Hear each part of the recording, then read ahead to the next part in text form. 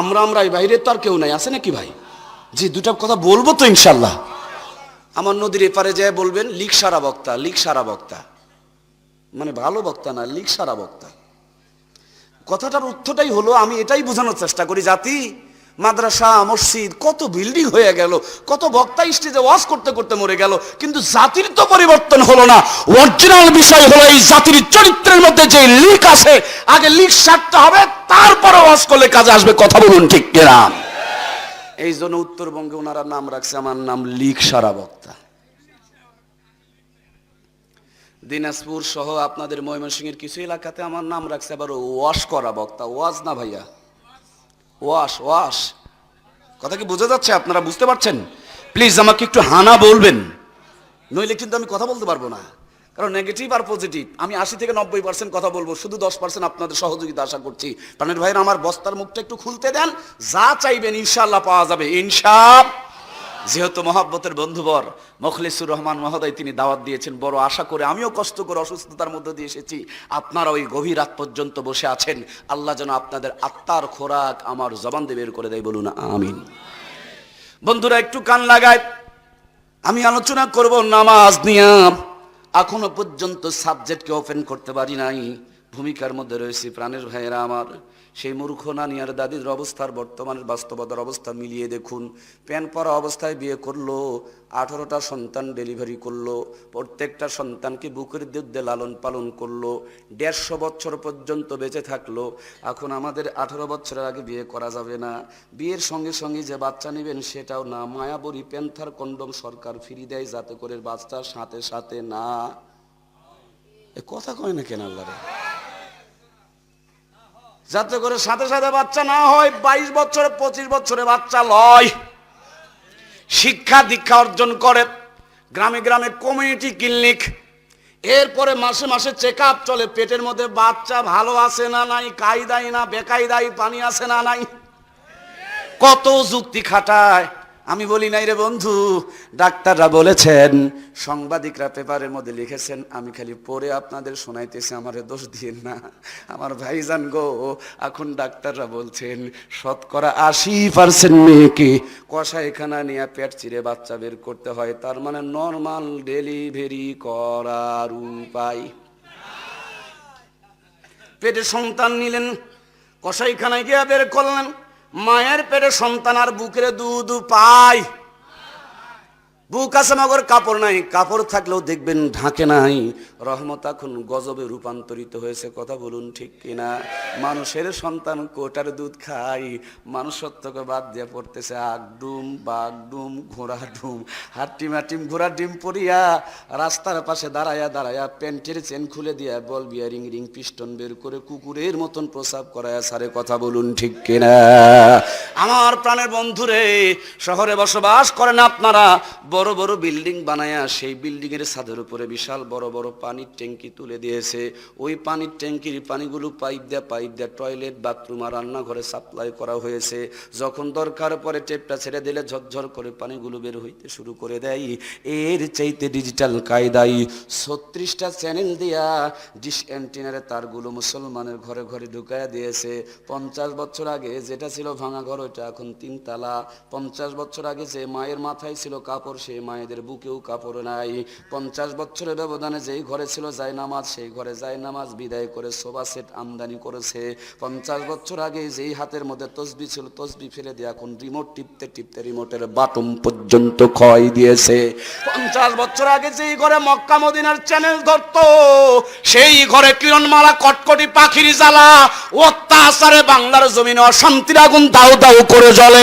হিন্দুরা মন্দির থেকে উলু উলু ধ্বনি দেয়, আর আমাদের ঘরে রিমোট চেপে চেপে সেটা সাপ্লাই করা হয়। মুসলিম মোরা ঘুমিয়ে পড়েছি, বিবেকে ঝুলছে তালা, রক্ত মোদের শিথিল হয়েছে, পাপে অন্তর কালা, সামনেতে মোরা এগিয়েছি যত, পিছনে পড়েছি তত, সংখ্যাতেই শুধু বেড়ে চলেছি গরু ছাগলের মতো। ইমান ইমান কররে মানুষ, ইমান কি এতই সোজা?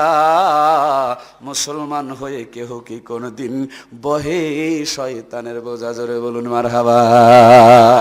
আমার প্রাণের ভাইয়েরা, সেই জন্য আল্লাহ রাব্বুল আলামিন এই কোরআনুল কারীমের ভিতরে 1-2 জায়গায় নয়, 82 জায়গায় নামাজের কথা বলেছেন। নামাজ অ্যান্টিবায়োটিক, মানে আল্লাহর পক্ষ থেকে একটা ট্রিটমেন্ট। সর্দি, জ্বর, ডায়াবেটিস, মাইবেটিস, যাবতীয় যা কিছু সব রোগ ভালো হয়ে যায়, তার নাম হলো অ্যান্টিবায়োটিক।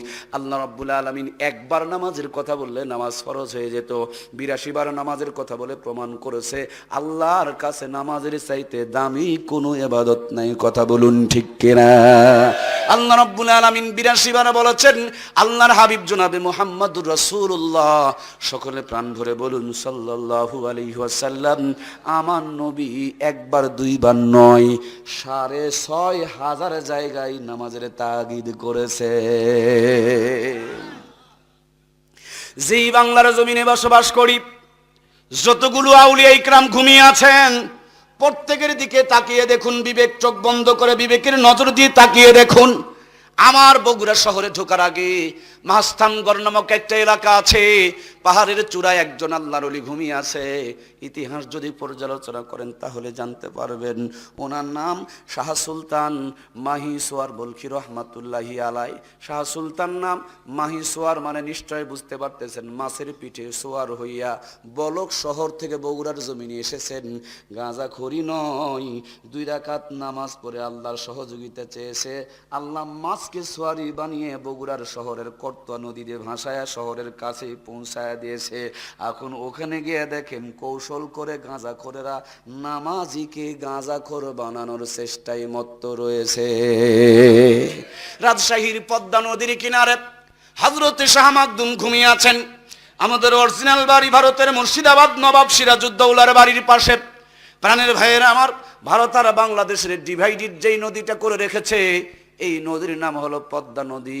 পদ্মা নদীর কিনারে সে দেখে উত্তাল তরঙ্গ, বড় বড় ঢেউ, পারাপারে কোনো বন্দোবস্ত নাই।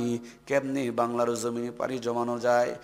নামাজ বিছায়া পদ্মা নদীর বারু চরে আল্লাহর কাছে প্রার্থনা করলেন, আয় আল্লাহ, কেমনি বাংলার জমিনে যায়? আল্লাহ বলেন, কোনো টেনশন নাই বান্দা আমার, মানলাহুল মাওলা ফালাহুল কুল। তুমি যদি আমার হয়ে যাইতে পারো, দুনিয়াকে আমি তোমার গোলাম বানিয়ে দিব। যেই কুমির মানুষ ধরে ধরে খাই, সেই কুমিরকেই বাহন বানিয়ে দিলেন। কুমিরের পিঠে চড়ে আমাদের বাংলা আর ভারতের পদ্মা নদী পাড়ি দিয়ে চলে আসলেন।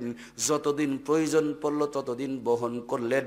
যখন বিদায় নিয়ে চলে গেলেন, কুমিরের কবরটা আজও পর্যন্ত আল্লাহর ওলির কবর থেকে কয়েক হাত দক্ষিণ পাশে ইতিহাসের সাক্ষী হয়ে আছে। কিন্তু জাতির কপাল এতই খারাপ, সেখানেও নামাজের তালিম বাদ দিয়া গাঁজার ট্রেনিং চলে। কথা বলুন ঠিক কিনা? এই সিলেটের সুরমা নদীর কিনারে হযরতে শাহজালাল মুজাররদি আমিনী রহমাতুল্লাহি আলাই গৌর গোবিন্দের অত্যাচারের মোকাবিলা করার জন্য রওনা করলেন। গৌর গোবিন্দ জানতে যখন পারলেন, সুরমা নদীর সমস্ত পারাপার বন্ধ করে দিলেন। নদীর কিনারে এসে দেখে উত্তাল তরঙ্গ, বড় বড় ঢেউ, পারাপারের ব্যবস্থা নাই।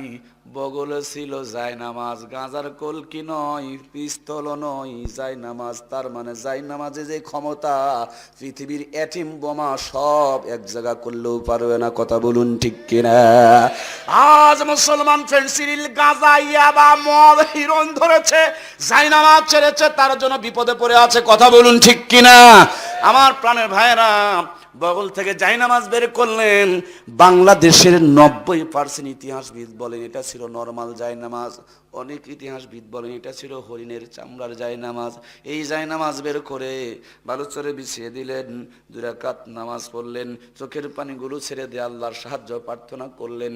জায়নামাজ নৌকা বানায়া, বানোয়াট বলছি না বন্ধু, আমাদের পূর্বপুরুষদের কথা বলছি, বানোয়াট বলছি না। জায়নামাজ নৌকা বানায়া সুরমা নদী পার হইয়া সিলেটের জমিনে যখন ঢুকে পড়েছে, যুদ্ধ করা লাগে নাই, ঢুকেই তাকবীর দিয়েছে। তাকবীরের ধ্বনি শুনে গৌর গোবিন্দ কাঁপতে কাঁপতে পিছনের দরজা দিয়ে পালিয়ে গেছে। সেই মুসলমান এখন আওয়ামী লীগ আর বিএনপি, জামাত আর জাতীয় পার্টি, তাবলিগ আর পাবলিক, লম্বা টুপি আর খাটো টুপি, দললিন আর জল্লিনের মারামারি করে, ইহুদি খ্রিস্টান হিন্দু ঐক্য পরিষদ করে আমাদেরকে নিধন করার পরিকল্পনা করে। গ্রামীণ ব্যাংক, ঠেঙ্গা মারা, আশা সবুজ সংঘ মিলিয়া মা বোনগুলোকে বন্ধক নিয়ে সুদের ঘুষের টাকা দিয়া জমজমাট ব্যবসা চালিয়ে যাচ্ছে। কথা বলুন ঠিক কিনা? মুসলমানের হাত থেকে কোরআনুল কারীমকে কেড়ে নিয়া আগডুম বাগডুম হাট্টিম হাট্টিম ঘোড়ার ডিমের ভাইরাস ঢুকায়া দিয়া মুসলমানের ঘাড়ে চড়ে নাস্তিকেরা বর্তমানে প্রসাদ করতেছে। কথা বলুন ঠিক কিনা? আমার প্রাণের ভাইয়েরা, বিশ্ব নবী এই রবিউল আউয়াল মাসে দুনিয়াতে জন্মগ্রহণ করেছিলেন। যেই ঘরে নবী আমার জন্মগ্রহণ করেছিলেন ওই ঘরটা ছিল নরমাল একটা ছোট্ট ঘর। দুইজন মহিলা মানুষ ছিলেন। একজন ছিলেন আমার নবীজির আম্মা হযরতে আমেনা, আর একজন ছিলেন নবীজির ফুফি আম্মা হযরতে সুফিয়া। হযরতে সুফিয়া বলেন, দুনিয়ার সন্তান ভূমিষ্ঠ হওয়ার আগে মায়েদের যে কষ্ট হয় সেরকম কোনোই কষ্ট নয়। আমার ভাবির চেহারাটা পুষ্পরিত গোলাপের মতন সুন্দর দেখা যাচ্ছিল আর হাসতেছিল। এর মধ্য দিয়েই কেমনে যেন আমার ভাতিজা মোহাম্মদ দুনিয়াতে চলে আসলো। ঘরটা যেন আলোকিত হয়ে গেল।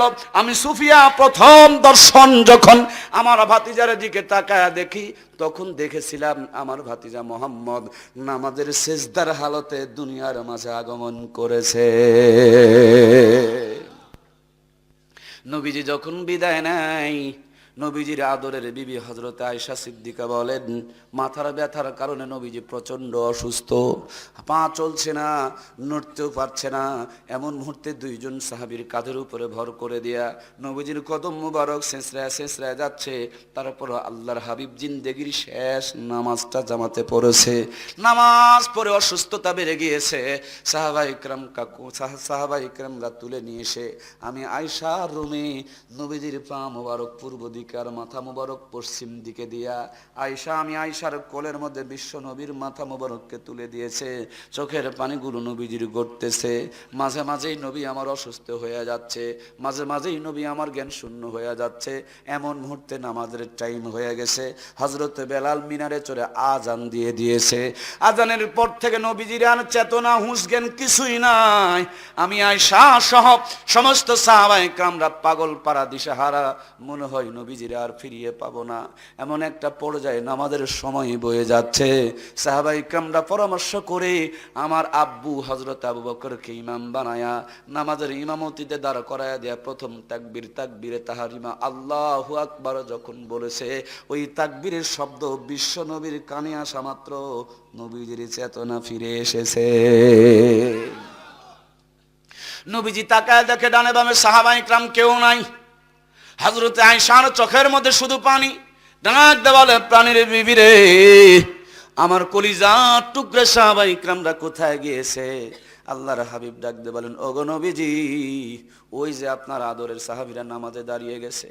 আল্লাহর হাবিব ছটপট করে জলদি করে ধাও পাও করে নামাজের মধ্যে যেতে চায়, কিন্তু উঠে দাঁড়ানোর মতন শক্তি নাই। ইশারা করে ডাক দিয়ে বলেন, আয়েশা, জানালার পর্দাটা সরায়া দাও, মাথার নিচে হাত দিয়ে মাথাটার একটু উঁচু করে ধরো। জীবনের শেষ নামাজে হয়তো বা যেতে পারবো না, কিন্তু হৃদয়ে ভরে মন শান্তি করে একটু নামাজের দৃশ্যটা দেখতে চায়। আম্মা জান আয়েশা বলেন, আমি আমার হাত দিয়ে জানালার পর্দাটা সরায়া দিলাম, মাথার নিচে হাত দিয়ে মাথা মোবারককে উঁচু করে ধরলাম। তাকিয়ে দেখি বিশ্বনবী অঝরে নয়নে কাঁদতেছে, চোখের পানিগুলো গড়ে গড়ে জমিন স্পর্শ করতেছে। কিছুক্ষণ পর নবী আমার খাড়ি মরি যখন ছেড়ে দিয়েছে, আমি আয়েশা আমার কোলের মধ্যে নবীজির মাথা মোবারককে তুলে নিয়া আঁচলের কোনা দিয়া বিশ্বনবীর চোখের পানিগুলো বারবার মুছে দিচ্ছিলাম। আদর করে করে বলছিলাম, নবীজি গো, আপনার মনে হয় ভীষণ কষ্ট হচ্ছে গো নবীজি। আল্লাহর হাবিব ডাক দিয়ে বলেন, আয়েশা রে, চোখের পানিগুলো দেখে তুমি মনে মনে ভেবেছো আমি কষ্ট করে কান্না করছি, কিন্তু না রে আয়েশা না। এই জীবনে আমার দুই চোখে যত পানি দেখেছো সমস্ত পানি ছিল দুঃখ কষ্ট বেদনার পানি।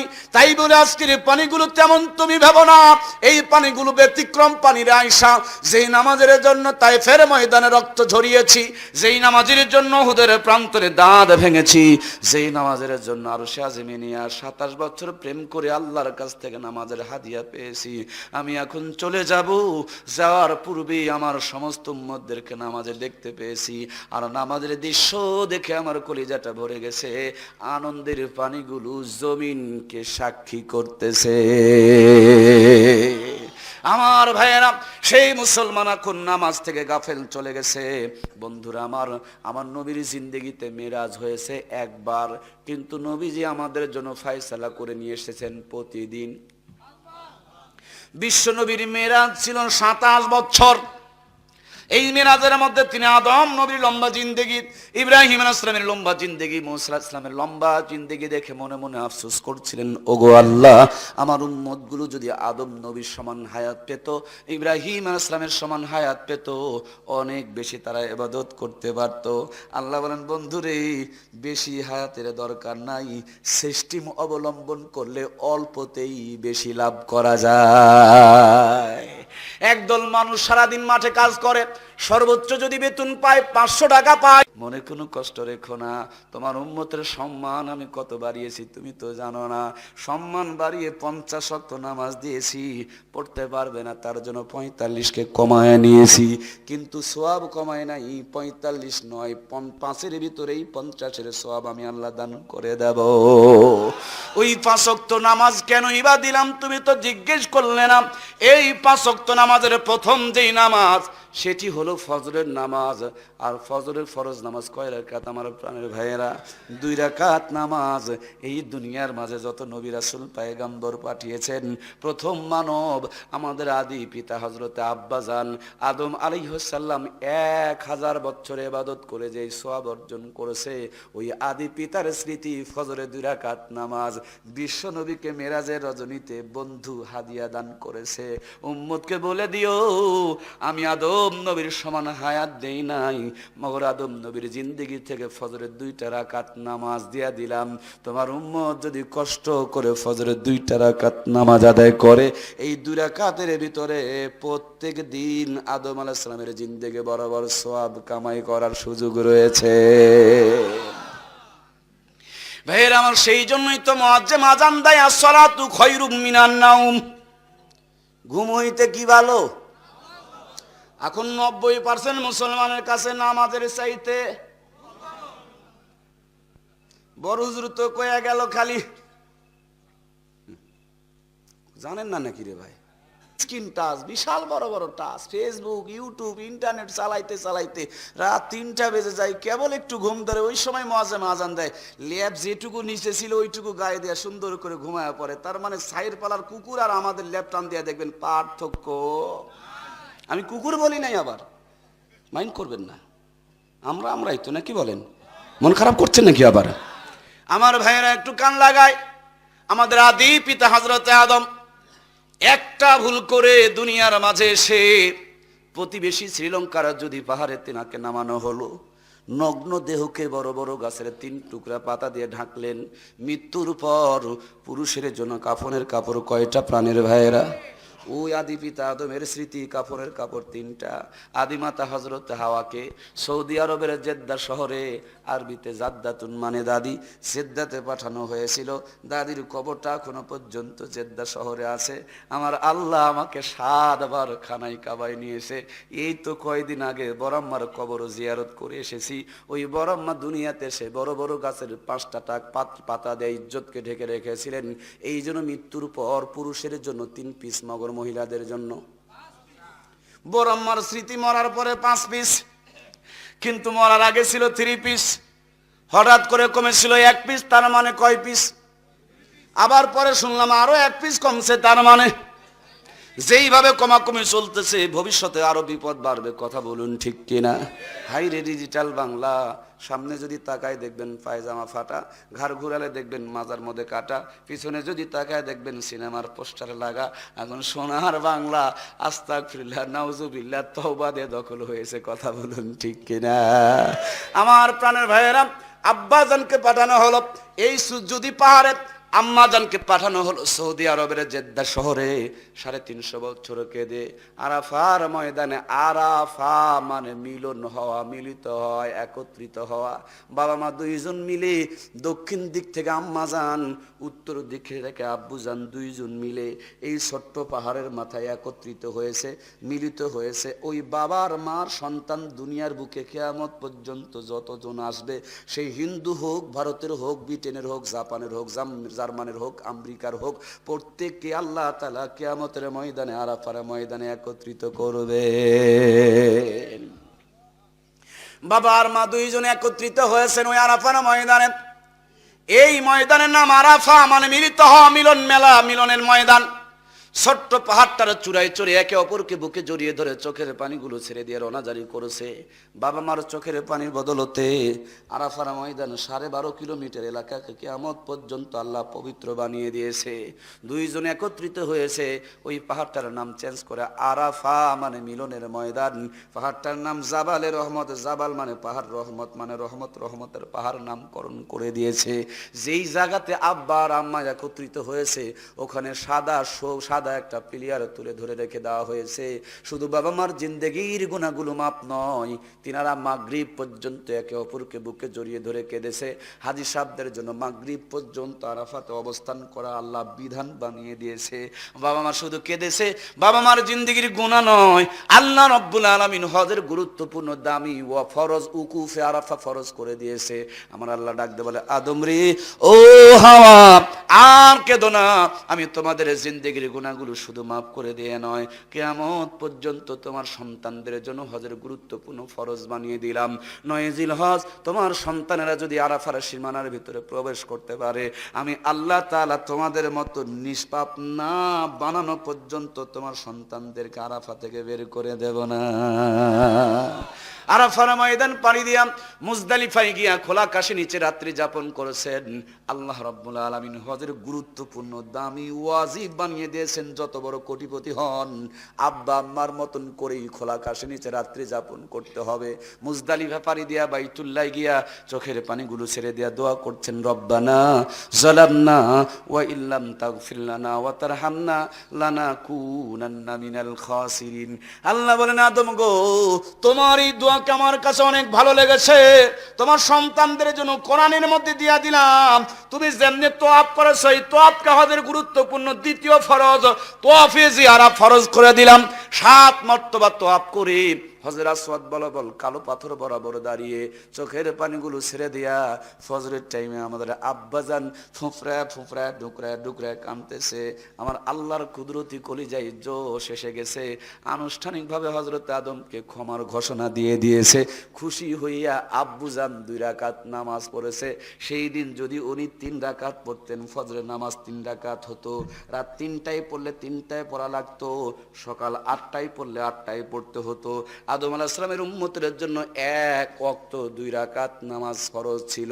বিশ্ব নবী মেরাজে গিয়া আদম নবীর 1000 বছর লম্বা জিন্দেগি দেখিয়া মনে মনে আফসোস করেছেন। আল্লাহ তার বন্ধুর মনের আফসোসটুকু মিটানোর জন্য আদম নবীর স্মৃতি ফজরে 2 রাকাত নামাজ নবীজিকে উপহার দান করেছে।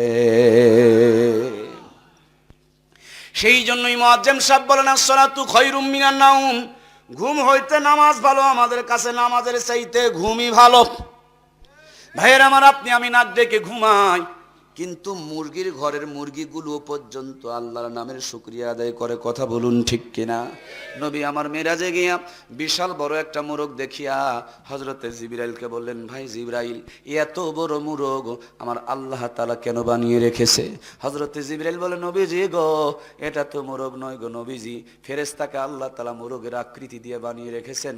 প্রত্যেক দিন ফজরের টাইমে এই মোরগটা যখন আরশে আজিম থেকে বলেন সুবহুন কুদ্দুসুন রব্বুনা ওয়া রব্বুল মালাইকাতু ওয়ার রূহ, তো এই মোরগের কণ্ঠে কণ্ঠ মিলায়া দুনিয়ার মোরগগুলো বলেন সুবহুন কুদ্দুসুন রব্বুনা ওয়া রব্বুল মালাইকাতু ওয়ার রূহ। কিন্তু কানের ভিতরে ইয়ারফোন ঢুকায়া গান শুনে শুনে কানের পাওয়ার নষ্ট হয়ে গেছে। মোরগে বলে রব্বুনা ওয়া রব্বুল মালাইকাতু ওয়ার রূহ, আর আমরা শুনি কুকুরুকু। গাছের পাখিগুলো কিচিরমিচির করে, জনাব কিচিরমিচির নয়, ওই পাখিও পর্যন্ত বলে, ওঠো মুমিন মুসলমান ঘুমায় না। আর আমরা পশু পাখি জিকিরি করি, জিকির আল্লাহর।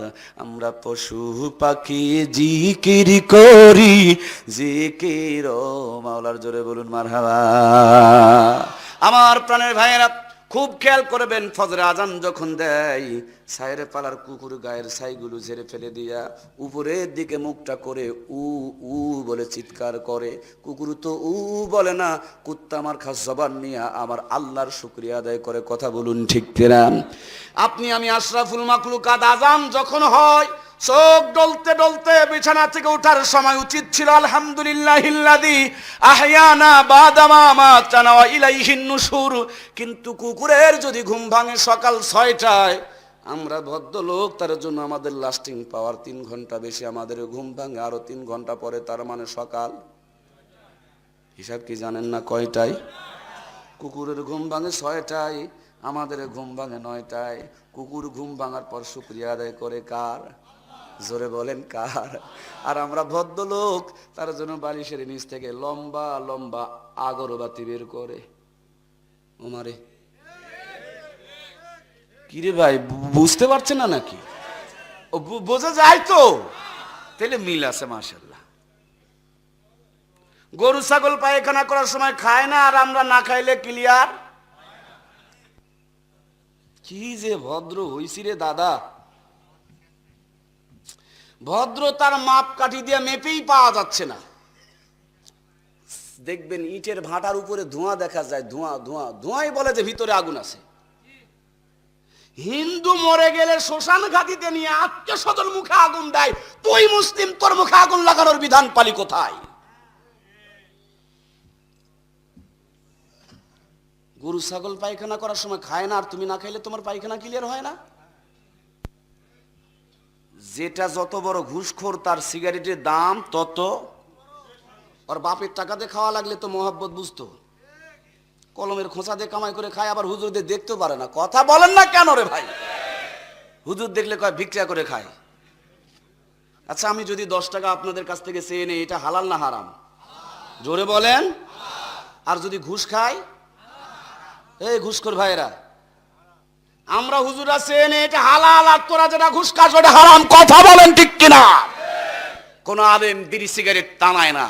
মৃত্যুর পর হিন্দুদের মুখে আগুন দেওয়ার বিধান আছে, মুসলমানের মুখে কোনো আগুন দেওয়ার বিধান নাই। এই সমস্ত পাপের কারণে মুখের বরকত কমে গিয়েছে। যখন ঝড় আসে তখন বলে রব্বানা যালামনা, বিপদ বাড়ে আর কমে না। কথা বলুন ঠিক কিনা? আমার প্রাণের ভাইয়েরা একটু কান লাগায়। ফজরের 2 রাকাত নামাজ, আদি পিতা হযরত আদমের স্মৃতি। বন্ধুরা আমার, এই 2 রাকাত নামাজের বিনিময়ে আদম আলাইহিস সালামের জিন্দেগি বরাবর সওয়াব আমার আল্লাহ তাআলা দান করবেন। ও প্রাণের বন্ধুরা আমার, ফজরের 2 রাকাত নামাজ তো জাতির আদির পিতার থেকে পেলাম। যোহরের ফরজ নামাজ কয় রাকাত বলুন তো দেখি? এই 4 রাকাত নামাজ জাতির পিতা সাইয়েদিনা হযরত ইব্রাহিম আলাইহিস সালাম, আমি নয় আমার আল্লাহ তো কোরআনে বলে রেখেছেন, মিল্লাতা আবিকুম ইব্রাহিম হুয়া সাম্মাকুমুল মুসলিমিন। আল্লাহু আকবার। মুসলমানের জাতির পিতার নাম ইব্রাহিম আলাইহিস সালাম রেখেছেন কে? আমরা জন্ম নিয়েছি মুসলমানের ঘরে, কিন্তু জাতির পিতা জন্ম নিয়েছে ওই জামানার সবচাইতে বড় মূর্তির কারিগর আজর কুমারের ঘরে। কথা বলুন ঠিক কিনা? জন্ম ভালো মানুষের বাড়িতে নয়, কর্ম ভালো। কিয়ামত পর্যন্ত জাতির পিতা আমাদের জন্ম ভালো মানুষের ঘরে, মগর কর্ম ভালো। ওয়াস বোঝা যায়? বোঝা যায়? কুত্তার মতন দাঁড়িয়ে মতে আবার মুসলমানও দাবি করে। মুতে প্যান্টের মধ্যে পরে আর সামনের দিকে নড়ে আর হাঁটে, নড়ে আর হাঁটে। দুর্গন্ধের কারণে কাছে যাওয়া যায় না, আবার হুজুরে দেখাও পারে না। এরকম ব্যাককেল নাই এলাকায়? নাই। খালি হুজুর দেখলে ওদের চুলকানি ধরে, চুলকানি। গান গায় মনে বড় জ্বালারে পাঞ্জাবিওয়ালা, আবার মরে যদি যায় পাঞ্জাবিওয়ালা ছাড়া উপায়। এতদিন পর্যন্ত পাক না পাক বোঝে নাই, এখন মরার পর বড় হুজুরকে ডাক দিয়ে প্যান্ট শার্ট খুলে নিয়ে বিড়ি সিগারেট মদ গাঁজা যা আছে সব বের করে নেয়। কারণ এগুলোন সহকারে যদি কবর দেয়, ফেরেশতা যে গুতান দিবে, কি সিটারের সিটার। এতক্ষণ পর্যন্ত ওগুলা ছাড়া বাঁচে না, আর মরার পর ওগুলা নিয়ে কবরে যায় না। ওয়াজ কি বুঝতে পারছেন? জি ভাই, ওয়াজ তো না, এখন ওয়াজ চলতেছে, পরে হবে ওয়াজ ইনশাআল্লাহ। মেলন্দর থানায় কোনো একটা আসামি যদি ধরা পড়ে, সঙ্গে সঙ্গে যদি বলে স্যার সরি স্যার, নগদ যে পিটন হইতো অন্তত পক্ষে ওইটুকু তো মাপ পাবে নাকি বলেন? কিন্তু ধরা পড়া মাত্রই যদি চোখটা বেঁকা করে বলে ওই ওসি, ওসি কয় যে ভাব তো ভালো নারী, ঝাড়ি মারে মানে, বলে আপনি আমারে চিনেন? আমি প্রধানমন্ত্রী চাচা। ওসি সাহেব কয় সর্বনাশ। গল্প কিন্তু, এটা কিন্তু ওয়াজ না বাবা। ওসি সাহেব চিন্তা করে সর্বনাশ, প্রধানমন্ত্রী চাচা চাকরি গেছে না আছে, কিন্তু চিন্তা করে প্রধানমন্ত্রী চাচা যদি হয় গেট আবি আলাদা থাকবে, কথা বলেন ঠিক কিনা, কিন্তু দাঁতের উপরে 3 ইঞ্চি ময়লা, চোখ ঢুকে গেছে খালের ভিতরে, পা ফাটা, ঠ্যাং ফাটা, বোঝেন না? ওসি সাহেবের সন্দেহ হয় প্রধানমন্ত্রী চাচা মানে, মুখের থেকে ভ্যাক ভ্যাক করে গন্ধ বের হয়, এটা আবার প্রধানমন্ত্রী চাচা মানে, সন্দেহ জাগছে বুঝছেন। মোবাইলটা কানে লাগায় প্রধানমন্ত্রীর সাথে খোঁজ গল্প করছে, ইনাই বিনাই বলতেছে, মানে ডাইরেক্ট বলতে পারছে না। তো স্যার আপনার চাচা আমাদের মেলন ধরে আসছে, ভালো কথা, কিন্তু বেচারি যে ফ্রেন্ড সিরিল সহকারে ধরা খাইছে, প্রধানমন্ত্রীর তো মেজাজ 180 ডিগ্রি। কতদিন আগে দাদাই চাচাই আমার মরছে, কবরে খবর আছে না, আমি নিজেই জানি না, তোমার মেলন ধরে গেল মানে। ওসি সাহেবের তার বুঝতে বাকি নাই, এমনি তো প্রথমে করছিল চুরি, এবার করলো সিটারি, অপরাধ কয়টা? জোরে বলেন, জোরে বলেন। আগে যেই পরিমাণ বসান তো বোঝেন নাকি, এই তো নদীর ওপারের ভাষা, বসান তো বোঝেন নাকি বলেন? আগে যেই পরিমাণ বসান হইতো, বসান কি কমবে? বুঝে বলেন, কমবে? সবাই বলেন কমবে না বাড়বে? হ্যাঁ দুলা ভাই, মরার আগ পর্যন্ত হুজুর দেখতে পারেন না, দাঁড়িয়ে দাঁড়িয়ে প্রস্রাব করেন, হুজুর দেখলেই চুলকানি ধরে, আর মরার পর বিসমিল্লাহি ওয়া আলা মিল্লাতি রাসূলুল্লাহ। তার মানে এমনি তোমাকে কবরে পুঁতে তুলে যেই শাস্তিটা হতো, এই বাটপারি করে পোশাক চেঞ্জ করে নবীর সুন্নতের দলে যোগদান করেন, তোমার শাস্তি আরো দ্বিগুণ বাড়বে, কথা বলুন ঠিক কিনা? মরার পরে রিজেক্ট মালের পরিবর্তন করে কোনো লাভ নাই, পরিবর্তন যদি হতে হয় মরার আগে হতে হবে, কথা বলেন ঠিক কিনা? আমার বিনয়ের সঙ্গে বলতে চাই বন্ধুরা আমার, মরতেই যদি হয়, চকলেট মুড়ি যদি দিতেই হয়, হুজুরদের ঘাড়ে চড়তেই যদি হয়, বিসমিল্লাহি ওয়া আলা মিল্লাতি রাসূলুল্লাহ যদি বলতে হয়, মরার পরে নয়, পরে নয়, মরার আগে হতে হবে, কথা বলুন ঠিক কিনা? আমি আমার আম্মা জানদেরকে বলতে চাই, মায়েরা তো মরার আগ পর্যন্ত কিরণমালা কটকটি পাখির জন্য জীবন দিয়ে দেয়, মরে গেলে কি কটকটি পরায় কবরে দেয়? ইন্নালিল্লাহ, কথা কয় না কেন আল্লাহ রে? কি কটকটি পরায় কবরে দেয়? কটকটি মটকটি খুলে নিয়ে চকলেট মুড়ি দিয়ে, ওরে বাবারে, পর্দা নিশিন রাবিয়ায়ে বসরিয়ায়ে বাঙ্গালিয়া, এই ভ্যাক ভুঙ্কি কিন্তু কবরে ফেরেশতার কাছে খাটবে না।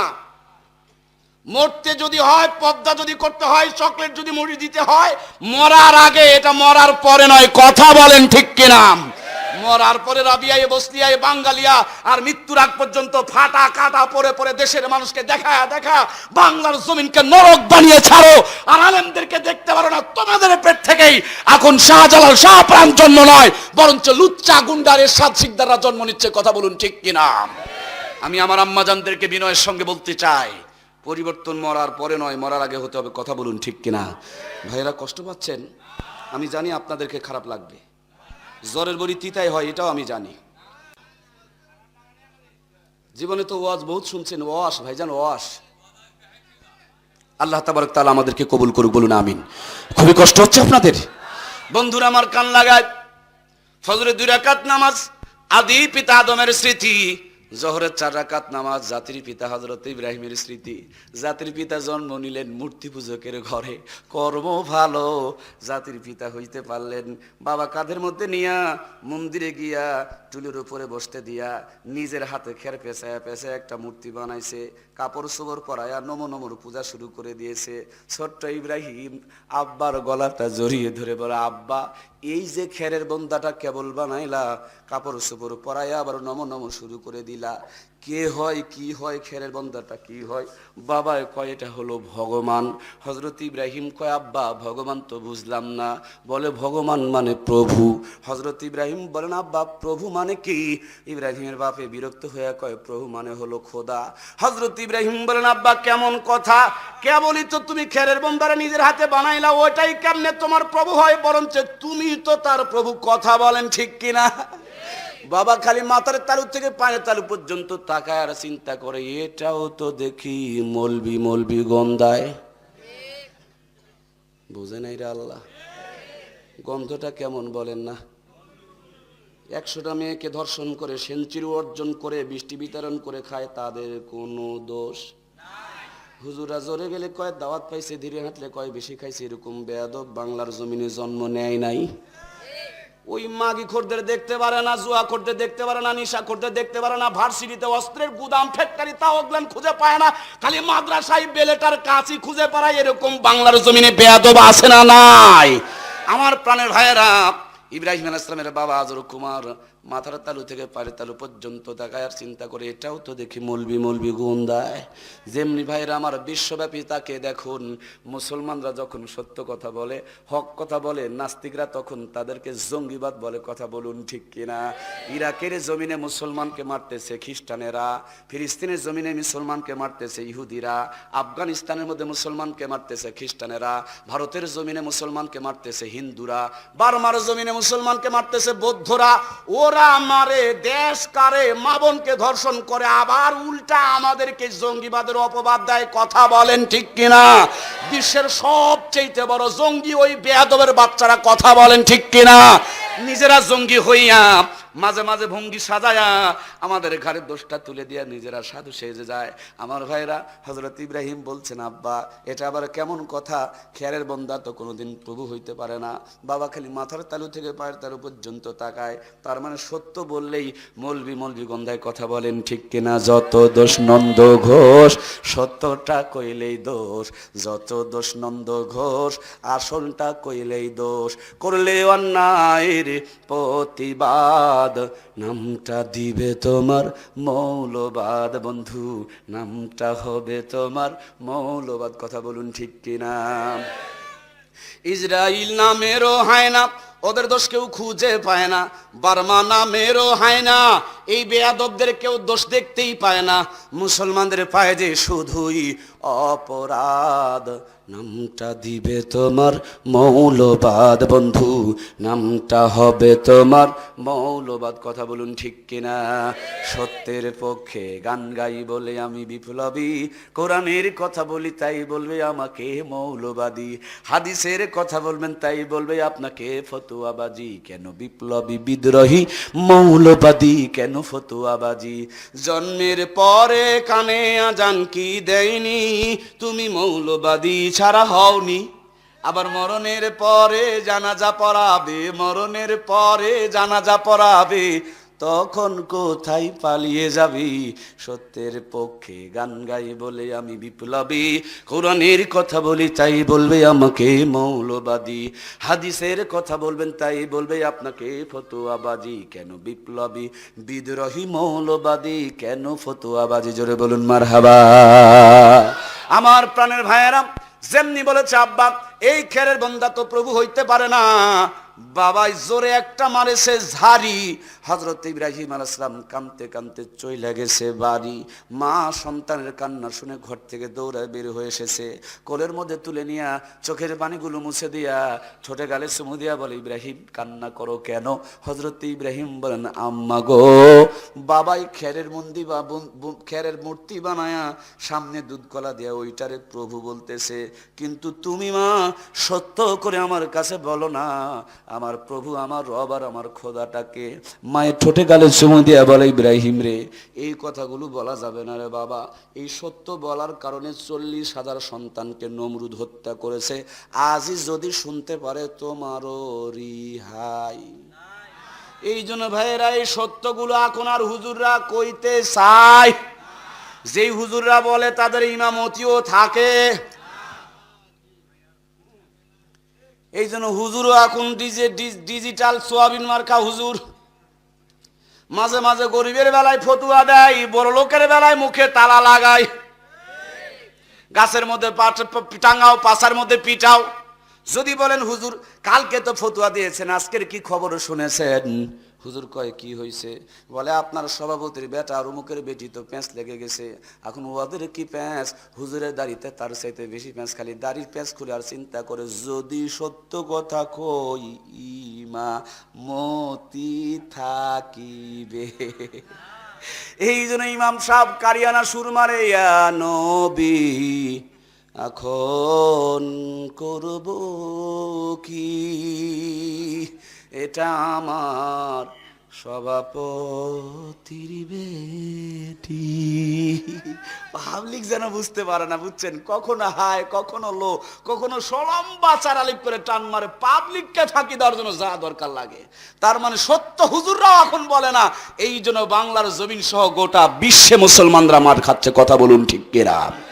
আমার প্রাণের ভাইয়েরা, আল্লাহর পয়গম্বর আমাদের জাতির পিতা হযরত ইব্রাহিম আলাইহিস সালাম মার গলা জড়িয়ে ধরে ডাক দেয়, বলে মা তুমি আর আমি ছাড়া তো কেউ নাই, সত্য কথাটুকু তুমি আমারে বলো রে মা, আমার রব, আমার প্রভু, আমার খোদাকে। মায়ে ডাক দে বলে, আমি তোরে পেটে রেখেছি, আমি তোকে দুধ পান করিয়েছি, আমি তোরে লালন পালন করি। মেয়েদেরকে রব্বের সগীর বলা হয়। হযরত ইব্রাহিমের মা বলেন, আমি তোর রব, আমি তোর প্রভু, আমি তোর খোদা। হযরত ইব্রাহিম বলেন, আম্মা জান তুমি যদি আমার প্রভু হও তাইলে তো তোমারও একজন প্রভু আছে, রব আছে, খোদা আছে। মায়ে বেকায়দায় করে ডাকতে বলে, বাজান এগুলো বলিস না রে বাবা, এই কথাগুলা বলা ভালো।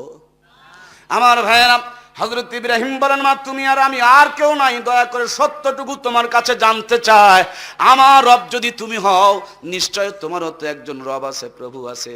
হযরত ইব্রাহিমের মা বলেন, আমি হইলাম তোমার প্রভু, আর আমার প্রভু হলো তোমার বাবা আজর কুমার, উনি কামায় রোজগার করে আমার লালন পালন করেন। হযরত ইব্রাহিম বলেন, আম্মা জান বুঝলাম আমার রব তুমি, আর তোমার রব যদি আব্বা হয় তাহলে তো বাবারও একজন প্রভু আছে নাই। নিঝুম রাতে দূর আকাশের দিকে তাকিয়ে ছোট্ট ছেলে মাকে বলে, স্রষ্টা আমার কে? ওই ছোট্ট ছেলেটুকুই ছিল আমাদের জাতির পিতা সাইয়েদিনা হযরত ইব্রাহিম। মারহাবা। আমার প্রাণের ভাইয়েরা, হযরত ইব্রাহিম আলাইহিস সালামের মা ডাকতে বলে, ইব্রাহিম রে আর বলিস না রে বাবা, আসল কথা বলা যাবে না। হযরত ইব্রাহিম মাকে আদর করে আর বলে, মা তুমি আর আমি, বাইরে তো আর কেউ নাই, দয়া করে বলো না রে মা, আমার রব তুমি, তোমার রব যদি বাবা হয়, আর বাবার রব যদি দেশের বাদশা নমরুদ হয়, তাইলে নমরুদেরও তো একজন প্রভু আছে না নাই? মায়ে মুখটা চিপে ধরে বলে, ইব্রাহিম সব বলা যাবে কিন্তু বলা যাবে, কিন্তু বলা যাবে, গাঁজা খাওয়া যাবে, পুরুষ মহিলা একসাথে জিকিরি করা যাবে, লাল শালুকের কাপড় টাঙ্গিয়া ভণ্ডামি করা যাবে, মাঝে মাঝে মঞ্চ বানায়া কাপড় খুলে ন্যাংটা ড্যান্স দেওয়া যাবে, মগর হুজুররা সত্য বলতে পারবে। ওয়াজ কি বোঝা যায় ভাইরা আমার? শুধু এখানেই নয়, বিশ্বব্যাপী এটা চলছে, কথা বলুন ঠিক কিনা? আমার প্রাণের ভাইয়েরা একটুখানি কান লাগান। মাহে মুখটা চিপে ধরে আছে, বাবাই বেড়ার পার্শ্ব থেকে সব কথাগুলো শুনেছে, সোজা নমরুদের বাড়িতে চলে গেছে। সকালবেলা ঘুম থেকে উঠার আগেই ঠকঠকানি শুরু করে দিয়েছে। নমরুদ কয়ে কে? আজর কুমার বলেন, আমি আজর। নমরুদ কয়ে, লিমা জিতা হা হুনা ফিসবাই আজর, এত সকালে কেন চিল্লা চিল্লি করো রে আজর? আজর কয়, ও বস তোমার দুশ্মন আমার ঘরে। বস বোঝা লাগবে, খালি কিচ্ছা শুনেছেন, কিচ্ছা নয় বাবা, এটা কোরআনুল কারীম হলো আমাদের জন্য মাপকাঠি, ওজনের যন্ত্র, কথা বলেন ঠিক কিনা? ইব্রাহিম আলাইহিস সালামের বাপ কয়, তোমার দুশ্মন। জোরে বলেন, আরো একবার বলেন, তোমার দুশ্মন। যেই হুজুর আমার মায়ের সাথে বাপের বিয়া পড়াইছে, আমারও বিয়া পড়াইছে, আমার ডান কানে আজান বাম কানে একামত দিছে, আজকেই সকালবেলা আমি মুরগি খাবো জবাই করে দিয়েছে। একটু যদি হুজুর ভুল করে, এদেশেও কিছু আজরও বসবাস করে, চার দোকানে গিয়ে দেখবেন হুজুরের বিরুদ্ধে কথা বলে। ডাক্তার না হয়ে ডাক্তারে ভুল ধরে না, মাস্টার না হয়ে মাস্টারে ভুল ধরে না, সারা জীবন পেটে লাথি মারলে কালেমা বলতে পারবে না, খালি আলেমদের ভুল ধরে বেড়ায়, এরকম বেকুব পাওয়া যাবে কিনা? আমার ভাইয়েরা, ছোট্টবেলায় আমার বাড়ির পাশে এক লোকের সাপে কামড়িয়েছে। আমি ছোট মানুষ দেখতে গিয়েছি, গিয়ে দেখি এই ছোট্ট মানুষটা, ছোট সাপে কামড়ানো রোগীটাকে বিষ লাগছে কিনা আগে পরীক্ষা করতে হবে কিনা বলুন তো দেখি। পরীক্ষা করার জন্য নিমের পাতা কাঁচা ঝাল খেতে দিয়েছে। নিমের পাতা কাঁচা ঝাল খায় আর বলে মিষ্টি লাগে। অবাক হয়ে গেলাম, নিমের পাতা আবার কেমনে মিষ্টি হইল আমি বুঝি নাই, কিন্তু যার বোঝা তিনি বুঝে ফেলেছে। উনি বলতেছে একে জাতি সাপে কামড়িয়েছে, বিষও লেগেছে, এই জন্য রুচিটা চেঞ্জ হইয়া। এই বাকিটুকু আপনাদের বলেন না ভাই, রুচিটা চেঞ্জ হইয়া। বন্ধুরা আমার, সিস্টেম অনুযায়ী বিষ নামায়া দিল, আবার পরীক্ষা করা দরকার আছে না নাই? আসলে এই বিষটা নামলো কিনা পরীক্ষা শুরু করে দিল। নিমের পাতা মুখে দিতেই থু করে ফেলে দেয়, কাঁচা ঝাল মুখে দিতেই ফুথু করে ফেলে দেয়। ও বন্ধু, মমতাজ আপা ভালো লাগে, শাকিব খান ভালো লাগে, শাহরুখ খান ভালো লাগে, কুকুরের মতন দাঁড়িয়ে দাঁড়িয়ে মতে ওদের তো ভুল ধরতে পারো না, খালি হুজুরের ভুল ধরো কেন? তোমার ভিতরে নাস্তিকতার ভাইরাস ঢুকেছে, কথা বলুন ঠিক কিনা? এক একটা বার এই বেয়াদবকে চরমনা পাঠায়া দাও, সিল্লার মধ্যে পাঠায়া দাও, টাকা যদি থাকে হজে পাঠায়া দাও। নাস্তিকতার ভাইরাস যখন নেমে যাবে, যেটা আলেমের বিরোধিতা করত ওটা তখন আলেমের জুতা সোজা করার জন্য রেডি হয়ে থাকবে। ওয়াশ ওয়াশ ওয়াজ না। বুঝতে পারছেন? বুঝতে পারছেন? কষ্ট হচ্ছে না তো? জি, সার দোকানে কালকে বুঝতে পারবেন। অনেকে চুলকাবে আর বলবে দুনিয়াতে আর হুজুর পায়নি, তার মানে ওর আসল জায়গায় ঘা লাগছে। প্রাণের ভাইয়েরা আমার একটুখানি কান লাগান, একটুখানি কান লাগান আমার বন্ধুরে। জোহরের 4 রাকাত নামাজ, জাতির পিতা হযরত ইব্রাহিম আলাইহিস সালামের স্মৃতি, জাতির পিতার বাবা, সব কথা নমরুদের কাছে লাগিয়ে দিয়েছে। নমরুদ লোকজন পাঠায় হযরত ইব্রাহিমকে ধরে নিয়ে চলে গেছে। যেগুলো জানেন সেগুলো বলবো না, জায়গা জায়গা গভীর তথ্য রয়েছে, সেগুলো তুলে ধরবো। আমার ভাইরা ধৈর্য হারা হবেন না। লোকজন চলে এসে হযরত ইব্রাহিমকে ধরে নিয়ে বিশাল অগ্নিকুণ্ড সাজায়া ইব্রাহিম আলাইহিস সালামকে আগুনে ফেলানোর জন্য চরকি বানানো হয়েছে। এক মাথার মধ্যে পয়গম্বরকে বেঁধে আর এক মাথার মধ্যে দড়ি লাগায়া 70,000 ব্যাবিলন দেশের যুবকেরা ধরে টানে। হযরত ইব্রাহিম তো দূরের কথা, একটা পশম পর্যন্ত নড়াইতে পারে নাই। নমরুদ ভীষণ টেনশনগ্রস্ত। মিস্টার ইবলিস আজাজিল শয়তান চিন্তা করলো আমাকে তো হেল্প করতে হয়। মাথায় বড় একটা পাগড়ি, মুখের মধ্যে পাটের ফিসাওয়ালা দাড়ি, গায়ের মধ্যে বড় একটা রাস্তা ঝাড়ু দেওয়া জুব্বা লাগায়া, হাতের মধ্যে কাঠের দানাওয়ালা তাসবিহ লইয়া ঠকাস ঠকাস করে জিকির করে যায়। সারা জীবন মানুষকে ঠগায়া খাইছে, মগর নিজে ঠকতে রাজি। এরকম ভণ্ড পীর আমাদের দেশে ও আছে। মাশাআল্লাহ আমার ভাইয়েরা, খুব ভালো কথা, আপনারা ভালো বলতেছেন। বন্ধুরা আমার একটুখানি কান লাগান। এই শয়তান যখন যায়, নমরুদ ডাক দিয়ে বলে, দয়াল বাবা কলা খাবা? জলদি করে আও, আমার ঘরে কলা আছে, ছিলা ছিলা খাও। কলার সাথে যদি গাঁজা লাগে তাও চালায়া যাও, মহিলা যদি লাগে ব্যবস্থা আছে, টেনশন নাই, ওটাও খাও। আমার ভাইরা খালি একটা বুদ্ধি দাও, আমার দুশ্মন ইব্রাহিমকে কেমনে আগুনে পুরানো যায়।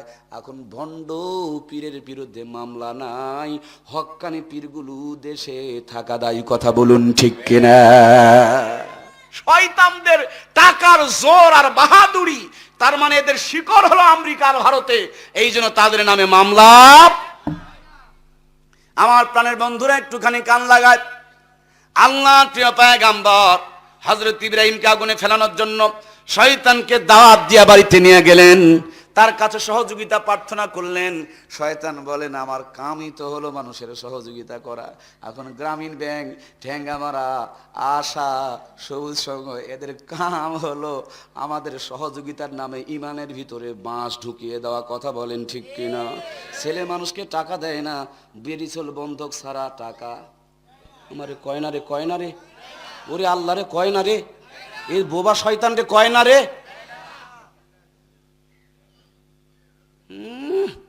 হাজি রুমাল দিয়ে নিজের মুখ ঢাকা, কিন্তু বউ বেটি মোটামুটি মাশাআল্লাহ সবগুলাই ফাঁকা। তোমার হাজি রুমাল ছিঁড়ে হলেও তালি দাও, ওই দিক দিয়ে ইমান বের হয়ে যাচ্ছে। কথা বোঝা যায়? বোঝা যায় ভাইরা? আমি জানি আপনাদের ভালো লাগবে না। কি বক্তৃতা চলবে? বুঝে বলেন, বক্তৃতা কি চলবে? ব্যারাম থাকলে জ্বলবে। ব্যারাম থাকলে জ্বলন সহ্য করতে রাজি আছেন তো? যদি কারো বেশি জ্বলে মুখ বন্ধ করে চলে যাবেন, নইলে কিন্তু জাতি চিনে ফেলবে যে আপনি এই জায়গার সবচেয়ে বড় ব্যারামি। কথা বলেন ঠিক কিনা? কালকে দেখবেন যে হুজুর এরকম করে বলে, তার মানে ওর কাছে মনে হয় আমার প্রাইভেট পড়া লাগবে। ভাইরা আমার, আমরাই, বাহিরের কেউ নাই রে ভাই। সেই জন্যই দরদ নিয়ে দুইটা কথা বলছি। এই ভুল পথ থেকে যতক্ষণ পর্যন্ত না ফিরেছি, কোনোদিন নামাজ রোজা কাজে লাগবে। ডায়াবেটিসের ঔষধ খান আর মিষ্টি 3 কেজি করে চালিয়ে যান, মাশাআল্লাহ ডায়াবেটিস খুবই ভালো হবে।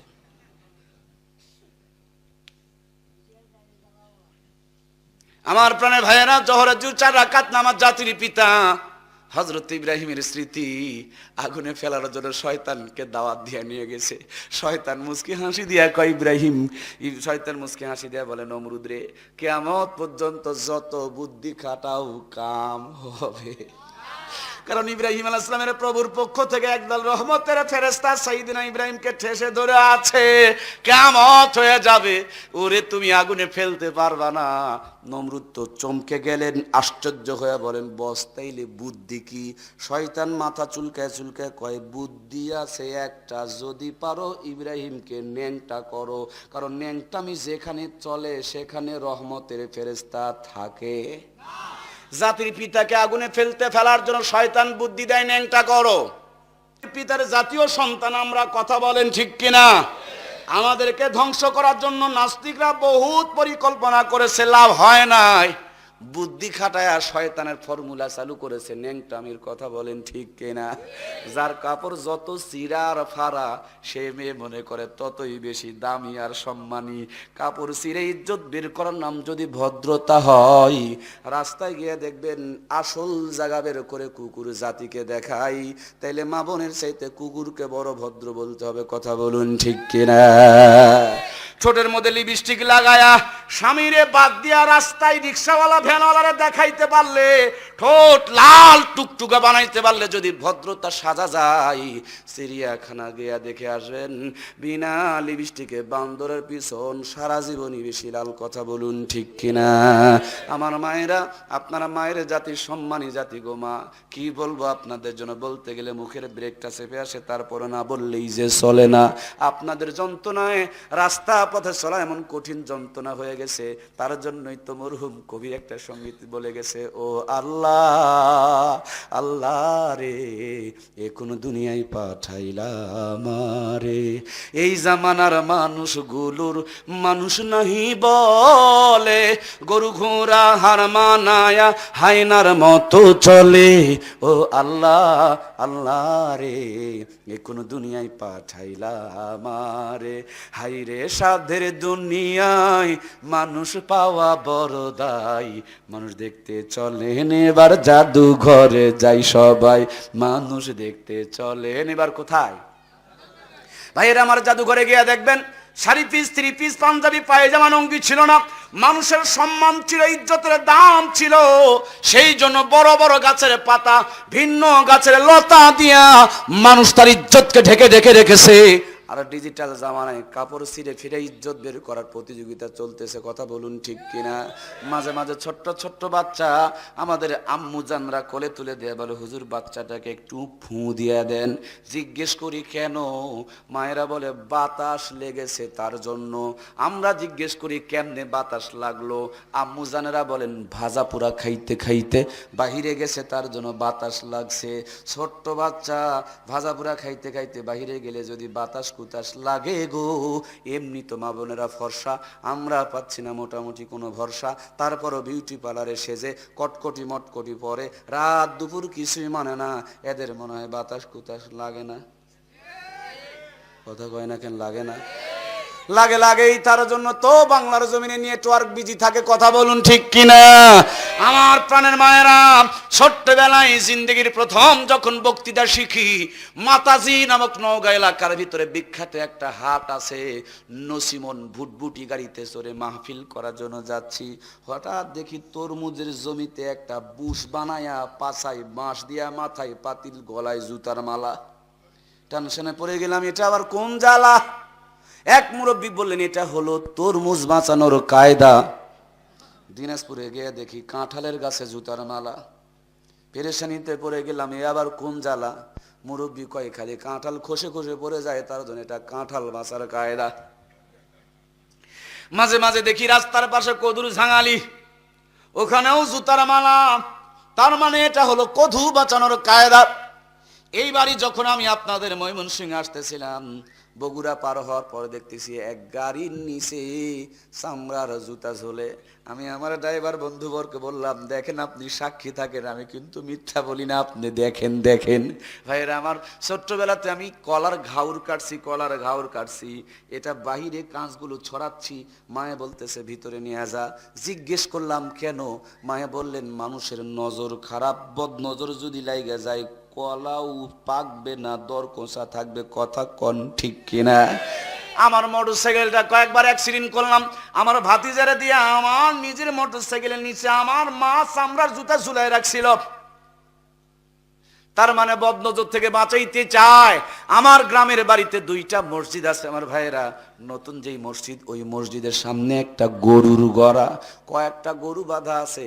হঠাৎ তাকায় দেখি এক গাভীর গলায় জুতার মালা। পেরেশানিতে পড়ে গেলাম, এ আবার কোন জ্বালা, কিছুই বুঝলাম না। এক মুরব্বী চাচা এসে বলছে, কেন দাঁড়িয়ে আছো? আমি বললাম, চাচা ওই যে দেখেন জুতার মালা, এর শানে নুজুল খুঁজে বের করতেছি। চাচাই বলল, তুমি কি কিছু পেয়েছো? আমি বললাম, না আমি এখনো কিছু পাই নাই। মুরব্বী বললেন, তাহলে একটু নিচু হও, সাপো হও, হালো। নিচু হইয়া তাকায় দেখি ভাইয়ের আমার, গাভীর উলানের মধ্যে দুধের বাঁট কয়টা বলুন তো দেখি? এই 4টি দুধের বাঁটের ভিতর থেকে 3টা দুধের বাঁট পৌঁছে গেছে। মেজাজটা তো খারাপ হয়ে গেল, টেনশন আরো বেড়ে গেল। হাই আমি কি দেখতেছি কিছুই তো বুঝতে পারলাম না। মুরব্বীকে জিজ্ঞেস করলাম, জানাব কারণটা কি একটু বুঝিয়ে বলেন। মুরব্বী আমারে বললেন, দেখো আশরাফুল মাখলুকাত, সৃষ্টির শ্রেষ্ঠ জীব, মানুষ হইয়া আবলা জানোয়ার গরুটারে মুগ্ধ করেছে, বদনজর করেছে, বান মেরেছে, সেই জন্য স্তনের 3টা দুধের বাঁট পৌঁছে গিয়েছে। টেনশন তো বেড়ে গেল, সর্বনাশ, অপরাধ করলো মানুষ আর জুতার মালা। কিরে ভাই, বাকিটা আপনাদের দায়িত্ব মনে নাই? অপরাধ করলো মানুষ আর জুতার মালা। জোরে বলেন, জুতার মালা। দেশ চালানো না চালাই না হুজুররা, তারপর হুজুররাই দেশ খাইছে, কথা কন ঠিক কিনা? সেই জন্যই তো মরহুম কবি বলে গেছে, নৌকা আর ধানের শীষ, এর সাথে মিলে মিশে ইসলামের ভাবনা ভাবিস। নৌকা আর ধানের শীষ, 2 সাপের একই বিষ, ওর সাথে মিলে মিশে ইসলামের ভাবনা ভাবিস। বোকামি ছাড়া এ যে কিছুই না, ওরা যে একই সাপের 2 ফানা, ওরা যে একই পাখির 2 ডানা।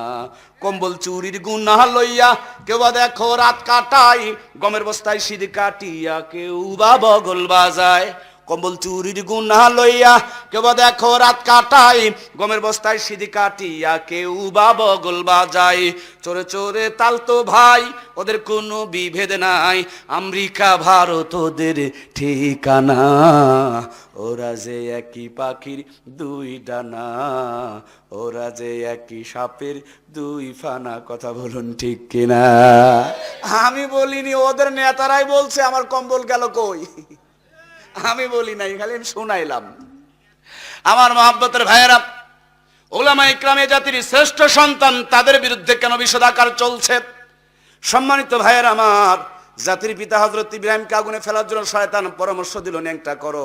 ন্যাংটামির কিছু নমুনা আপনাদের সামনে তুলে ধরতেছি। ভাইয়েরা আমার, কষ্ট পাচ্ছেন নাকি আপনারা? আমি বললাম, চাচা অপরাধ করলো মানুষ আর জুতার মালা গরুর গলায়, বিচারটা ঠিক হয়? চাচা বলে, বিচার নয়, বিচার নয়, এটা হলো গরু বাঁচানোর কায়দা, গরু বাঁচানোর। আমি বললাম, চাচা কিভাবে? মুরব্বী আমারে বুঝায় বললেন, দেখো আকাম কুকাম যা হয়েছে হয়েছে, নতুন করে যেন না হয় তার জন্য জুতার মালাটা পরাই রাখা হয়েছে। এবার যদি বদনজর লাগায়, জুতার ওপারেই বদনজর থাকবে, ভিতরে নাকি আসর করবে। চিন্তা করলাম, হায়রে বাঙালি, তরমুজ বাঁচাইতে পারো, কদু বাঁচাইতে পারো, কাঁঠাল বাঁচাইতে পারো, গাভী বাঁচাইতে পারো, মগর বউ বাচ্চারে বাঁচাইতে পারিলা। বাড়ি ঢাকা, গাড়ি ঢাকা, বউ বেটি মাশাআল্লাহ মোটামুটি ফাঁকা। খালি মেয়েদের দোষ দিয়া লাভ নাই, ছেলেরাও কম নাই। কথা বলেন ঠিক কিনা? প্যান্টের ভিতরে শার্ট ঢুকাইয়া বেল দিয়া ইন করা, এদিকে ঢাকা, হাসতেও পারে না, কাশতেও পারে না, বসতেও পারে না। ফুল হাতা জামা, গলার মধ্যে টাই, মরে যায় মরে যায়। ওনার সব ঢাকা, পিছন দিকে ভাবি বসা। বলেন তো ঢাকা না ফাঁকা? এই কয় না কেন রে আল্লাহ রে? আমি জানি ময়মনসিংহ ভালো, কিন্তু গোটা দেশের উপরে বিচার করে বলেন, নিজেরটা ঢাকা কিন্তু বিবিরটা। ওর পায়জামা দিয়া পর্যন্ত রাস্তা ঝাড়ু দেওয়া যায়, কিন্তু ভাবিটা দেখবেন ডিভাইডেড ডিভাইডেড। ওর সব ঢাকা, মাশাআল্লাহ, এটার দেখবেন জায়গায় জায়গায় ফাঁকা। এমন বোকার বোকা, বাজারে গিয়া আঙ্গুর, আপেল, কমলা, বেদনা বাড়িতে নিয়ে এসে ধুইয়া মুইসা খাই। যদি বলেন ভাই এমনি খেলেই তো ফুরিয়ে যায়, বলে তোমাদের মতন বোকা নাকি আমরা? কত মাছি আর মশাই বসেছে, বদনজর লেগেছে। না ধোয়া খাইলে পেটের ব্যারাম হবে, বদহজম হবে। ও বোকা, আঙ্গুর আপেল কমলা বেদনা ধুইয়া খাও, মুইসা খাও, কিন্তু টোটাল দিন মোটরসাইকেলের পিছনে চড়াইয়া বউকে যে মুচি সামার সাঁতাল বুনা মাথরকে দেখাও। এক বদনা পানি দিয়ে ওজুও নাই, গোসলও নাই, ধোয়াও নাই, মুছাও নাই, নামাজও নাই, কিছুই নাই।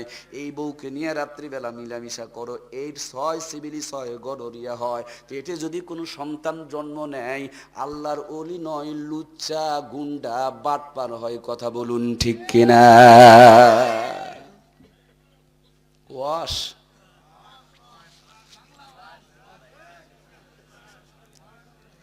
আল্লাহ, আল্লাহ জাতিকে তুমি হেদায়েত দান করো, বলুন আমিন। আমার প্রাণের ভাইয়েরা, জাতির পিতা হযরত ইব্রাহিমকে আগুনে ফেলানোর জন্য ন্যাংটা করতে হবে, মনে আছে না নাই? পিতারে পারে নাই, সন্তানকে ছাড়তেছে না। আমার ভাইরে, ও বন্ধুরা আমার, সাইয়েদিনা হযরত ইব্রাহিম আলাইহিস সালামকে ন্যাংটা করবে কে? কেউ যখন সামনে যায় না, ইব্রাহিম আলাইহিস সালামের বাবা আজর কুমার সামনে গিয়া বলেন, আমি আমার সন্তানকে ন্যাংটা করে দিব। যেমনি পায়জামার ফিতায় টান মেরেছে, আল্লাহর পয়গম্বর হাত দুইটা উপরে তুলে আল্লাহকে ডাক দিয়ে বলে, মালিক, দুনিয়ার বেঈমানরা আমার ইজ্জত দেখবে, তাতে আমার আপত্তি নাই, কিন্তু তোমার কুল কাইনাত আমার দিকে তাকিয়ে আছে। আল্লাহ, এত মাখলুকাতের সামনে তুমি তোমার বন্ধুরে কেমনে ন্যাংটা করবা? আমার ইজ্জতের জিম্মাদারি তোমার কুদরতে হাতে দিয়া দিলাম। দুনিয়ার বুকে সন্তান যদি আগুনে পড়ে, বাবাই জীবন দিয়া সন্তানকে বাঁচানোর চেষ্টা করে, শুধু তোমাকে মানার কারণে ওই বাবাই আগুনে ফেলার জন্য আমার ন্যাংটা করে। আল্লাহ গো, তোমার কাছে আমার ইজ্জতের জিম্মাদারি দিয়া দিলাম। আমার আল্লাহ ডাক দে বলে, জিবরিল রে, জান্নাতের ভিতরে থেকে জলদি করে একটা জান্নাতি জব্বা নিয়ে যাও। জব্বা এমন একটা পোশাক, পায়জামা লুঙ্গি খুলে নিলেও ন্যাংটা বানানো যাবে না। এই জন্য তো বলে, মনে বড় জ্বালারে পাঞ্জাবিওয়ালা। আমার ভাইরা, জব্বা নিয়ে যদি আলোচনা করি 3 ঘন্টা সময় কেটে যাবে। এই জব্বা দুনিয়ার পোশাক নয়, এটা হলো জান্নাতি পোশাক। জব্বা যদি কেউ আদায় করতে পারে, জব্বার খাতিরেই আল্লাহ জান্নাত দিয়ে দিতে পারে। জাতির পিতারে জব্বা দিল আগুনে ফেলার সময়, ওই জাতির পিতার একজন নাতি ছিল, নাম হযরতে ইউসুফ আলাইহিস সালাম। সুন্দর আর সম্মান দেখে 10 ভাইয়ের হিংসা ধরে গেল। এখন আলেমদের সম্মান দেখে নাস্তিকদের মাথা ঘুরে। কথা বলেন ঠিক কিনা? টাকা দেয়, পয়সা দেয়, হাদিয়া দেয়, হুজুর হুজুর করে, তার জন্য ওদের মাথা চুলকায়, আর হুজুরদের সম্মান ক্ষতি করার জন্য চক্রান্ত চালায়। কথা বলেন ঠিক কিনা? 10 ভাই হিংসা করিয়া ছাগল চড়ানোর নাম দিয়া বনের ভিতরে নিয়া জামা কাপড় খুলে নিয়া কুয়ার মধ্যে ফেলে দিয়া ছাগল জবাই করিয়া রক্ত মাখায়া, এই ছাগলের কাপড়, রক্ত মাখা কাপড় নিয়া বাবার সামনে দিয়া চোখ টিপে টিপে পানি বের করে কয়, আব্বা, ও আব্বা, আমাদের ছোট ভাই ইউসুফ রে তো বাঘে ধরে খাইছে। বাঘে যদি মানুষ খায়, জামা কাপড় খুলে থিয়া খায় না ছিঁড়ে ফেরে খায়? কিন্তু ওই বাঘটা ছিল ডিজিটাল বাঘ। আমার এই কথা বোঝে না? এখন দেখেন না, ডিজিটাল হুজুরদের বিরুদ্ধে খালি ষড়যন্ত্র চাপায়। ওরা বোমা ফাটায় আমাদের ঘরে চাপায়, ওরা অস্ত্র বানায় আমাদের ঘরে চাপায়, ওরা আমাদের প্রথম কেবলা কেড়ে নেয়, আবার আমাদের সন্ত্রাসী বলে। ওরা বার্মায় মারে, আমাদেরকে সন্ত্রাসী বলে। ওরা ইরাক দখল করে, আমাদের সন্ত্রাসী বলে। তার মানে যত আকাম করে ওরা আর চাপায় আমাদের ঘরে। কথা বলেন ঠিক কিনা? এদের দাদারা এটা আগে শুরু করেছে। কথা বলেন ঠিক কিনা? ও বন্ধু, কিচ্ছা বলি নাই, বাস্তবটা বুঝাইতে চায়। 10 ভাই মিলে ষড়যন্ত্র করে ছাগলের রক্ত মাখায়া বাবার সামনে যখন কাপড় দিয়েছে, আব্বাই খালি কাপড়টা নাড়ে আর চিন্তা করে, বাঘে যদি মানুষ খায়, ছাগল ছিঁড়ে ফিরে তো খাবে, কিন্তু বুতামও ছিঁড়ে নাই, আঁচড়ও লাগে নাই, খালি মুখের মধ্যে নেয় আর চুমু দেয় আর কয়, বাঘ রে, ও বাঘ, খাইলি খাইলি, মগর তুই সভ্য ভদ্র বাঘ রে বাঘ। আমার বাচ্চাদের খাইছস, মগর জামাটা খুলে তুই খাইছস, তোর জন্য ধন্যবাদ জানাই। আল্লাহ ডাকতে বলেন, পয়গম্বর বুঝেছো, মগর বলিও না, যদি বলো তাইলে তোমার সন্তান এখনো কেনানের কূপে ওরা পাথর দিয়ে মেরে ফেলে দিবে। বাংলার জমিন সহ বিশ্বে মুসলমানকে যতই সন্ত্রাস বলো, সবাই জেনে ফেলে দিয়েছে মুসলমান সন্ত্রাস নয়, ওই নাস্তিকের বাচ্চারা সন্ত্রাসের গডফাদার। কথা বলুন ঠিক কিনা? মুসলিম কোনোদিন জঙ্গিবাদী হইতে পারে? জঙ্গিবাদ মুসলমানই কার্যক্রম করতে পারে? আমার ভাইরা, মুসল্লি জুতা চুরি করতে পারে, জুতা চোর মুসল্লি হইতে পারে। তাইলে মসজিদ থেকে জুতা চুরি হয় কিনা? আপনারা বললেন মুসল্লি জুতা চুরি করে না, তাইলে আমি করি নাকি? জুতা গেল কই? জুতা হারায় কেন? বলবো বলবো বলবো বলবো বলবো ফেন্সি খোর, নিশা খোর, বাবা খোর, ইয়াবা খোর, গাঁজা খোর, পড়ার নাম দেয়া বাপ মায়ের টাকা দেয়, আর মানুষের মেয়ের পাঁচটানি খালি ফুটায়। লেখাপড়া ভালো নাই, প্রেমিকায় অন্য জায়গায় টিকিট কেটে বিয়ে করছে, চাকরি শেষ, টাকাও নাই, চাকরিও নাই, প্রেমিকাও নাই, টাকাও নাই, এখন নিশা করে পড়ে গেছে, বড় বেকায় দেয়। দাড়িটা সেভ করবে বেলেট কেনার মতন টাকা, ও অভাবের দাড়ি রাস্তায় কুড়িয়ে পেয়েছে একটা টুপি। চিন্তা করে আমি তো এলাকার মারখা মারা ফেন্সিডিল খোর, যদি মসজিদে যাই ধোলাই সারা উপায়। এখন মানুষের বাড়ির জানালার ফাঁক দিয়ে কুঞ্চি ঢুকায়া পাঞ্জাবি চুরি করে। কেমন মুসল্লি দেখেন, চুরি করা পাঞ্জাবি, অভাবের দাড়ি, আর রাস্তায় কুড়িয়ে পা টুপি, তিনটার বিনিময়ে মুসল্লি সাজিয়া মসজিদে ঢুকে পড়েছে। সবাই যখন আমাদের সিজদাতে, এই মুসল্লির মাত দিয়ে দেখবেন এই জুতার চোরের নজর তখন জুতাতে। কথা কন না কেন? আমার ভাইরা, যারা বোমা ফাটায় এরা মুসলমান নয়, এরা মুসলমান। জোরে বলেন মুসলমান। ওই আইএসের জঙ্গি, ওরা মুসলমান নয়। 100 বার ওরা মুসলমান নয়। যদি মুসলমান হতো আমাদের প্রথম কেবলা কেড়ে নিত, ওই ইসরায়েলকে তারা উড়িয়ে দিত। কথা বলেন ঠিক কিনা? ইসরায়েল কি তোদের মায়ের ভাতার? কেন ইসরায়েলকে কিছু বলিস না? আমাদের ভালো ভালো জায়গায় কেন বোমা ফাটাস? মসজিদে কেন এসে বোমা মারিস? তার মানে ওরা মায়ের ভাতার, ওরাই টাকা দিয়ে এই কামগুলা করায়, আর ভালো ভালো মুসলমানের দেশগুলোকে অশান্তি লাগায়। কথা বলেন ঠিক কিনা?